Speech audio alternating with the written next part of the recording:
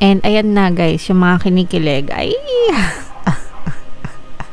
so, may chance na maging maganda yung romantic department nyo guys ngayon 2026, whether single kayo or in a relationship mga kapiksi. Sa mga single guys, ibig sabihin maaaring may kumatok na buhay pag-ibig sa inyo no ngayon 2026, and kung kayo naman ay may mga partner na or specific person, maaaring maging harmonious yung relationship nyo sa inyong mga.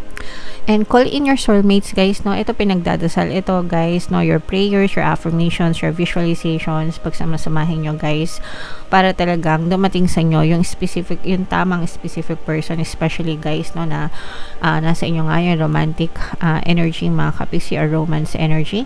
So, ipagdasal nyo guys, no? Isulat nyo, be very clear, be very specific sa mga katangian, traits ng specific person na gusto nyo.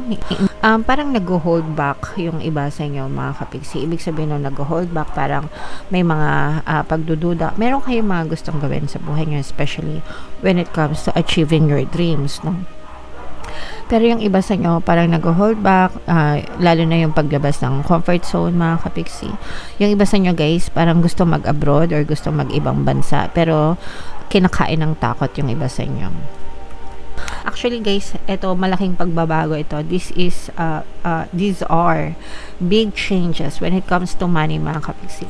Yung mga tinanim nyo guys, kasi ito guys, first quarter pa lang ng 2026, nararamdaman na agad natin yung pag-aani nyo. Mag-aani na agad kayo mga kapiksi. Talagang malaki yung chance na umunlad, umasenso yung buhay nyo, and you will experience financial abundance or stability and security when it comes to finances guys. Magkakaroon kayo talaga ng source of income, na fixed source of income na talagang malakihan,